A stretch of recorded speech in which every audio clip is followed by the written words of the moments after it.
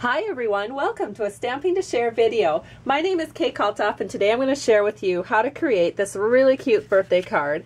I was inspired by a swap card that I received from Marla Skirton, and I have the original card right here. It looks just like this. I think she gave it to me at convention and I just loved it, and so I thought, you know, I'm going to recreate that and kind of make it a birthday card. So this is what I came up with, and now I'm going to share with you how I did it. So the first thing you're going to need is some smoky slate cardstock. I have this cut at 4 1/4 by 11 inches, and then I scored it at 5 1/2. So we're just going to go ahead, fold this on the score line, and then using a bone folder, we'll just do a quick little crease back here so that it lies nice and flat for us. The next thing that we're going to do is we're going to need some other layers. We have a 3 1/2 by 5 inch piece of basic gray paper, and then a 3 1/4 by 4 3/4 piece of the strawberry slush paper. As you can see, that's going to layer on there just beautifully. Then we're going to take that 3 1/4 by 4 3/4 piece of paper. We're going to run that through the Big Shot machine. This folder is called Lovely Lace, and I did make some marks on here. I just put a couple of little marks so that when my customers are using this folder at the Big Shot machine, they'll know how to put the cardstock onto the folder so that you get your flowers in the position that you want.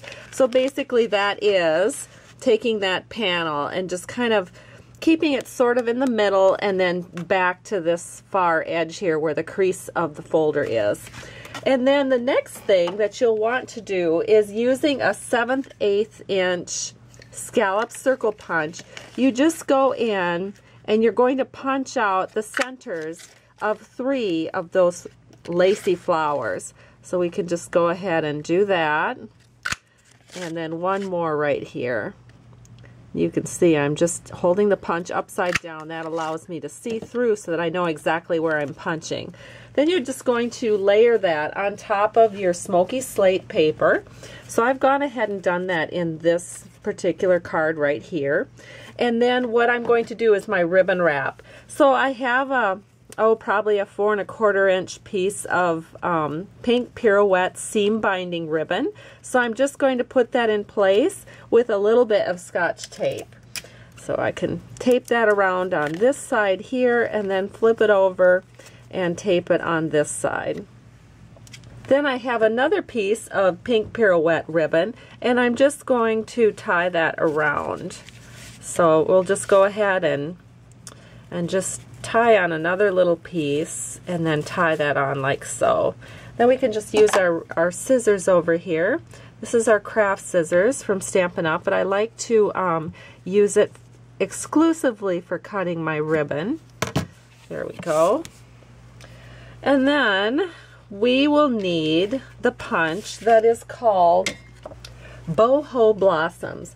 And I just have a 3/4 inch strip of smoky slate paper, and then I'm just going to flip that punch over and I'm going to insert that strip, and I'm going to get 3 punch outs of that one particular flower that I really like the look of on this card. And then what I've done is I've taken those punch outs and put a glue dot on each one of them. So then we can go ahead and we can just set that right into the center of those flower punch outs. Right here, and then one more. And we'll put the last one right here. Okay, and then to add a little bit more fun and bling to this card, I have some rhinestones from our basic rhinestone set, and I'm just going to set the 5mm rhinestone in each of these little punches from the Boho Blossom punch, just like so. Now if you don't really want to use rhinestones, you could of course use little sequins or something like that, which would be a little bit more flush to the card. Then I think we can go ahead and just glue this onto the front panel of our card. So I have some multi-purpose liquid glue. I'm just making a quick little line all the way around, and then that is just going to go right here on our card. Kind of make that so that the 3 layers right here are all about even. There we go. Then the next thing I did is I took the 1 3/8 inch circle scallop and punched out a little punch out. This is the basic gray paper, and I'm just going to glue that directly onto the card, and I think I'll put that about right there. And then the next thing is a 1 3/8 inch strawberry slush punch out, which is going to go right over the top of that one, like so. And then finally we're going to take our 1 1/4 inch circle punch, and then I punched out It's Just, or rather It's For You. And then we can put that on a dimensional, or actually I put the dimensional on already. Just go ahead and add a little glue, and then we can set this on here, and that strawberry slush just gives it such a pretty pop. There we go. Get that kind of lined up. So the front of our card now is done. So cute. Now what about the inside? For the inside, we're going to use our Perfect Pennants framelets, our pennant framelets, and we've got the number 3. So if you start with 1 being the smallest pennant framelit, and then of course going outwards to the large, we're using number 2 for the happy, happy, happy, happy birthday to you. And then we're going to use number 3 to make some flags with basic gray and with the strawberry slush. Now this one was stamped on pink pirouette paper. So then all we have to do is put some glue on the back of these. And I've got some multi-purpose liquid glue here.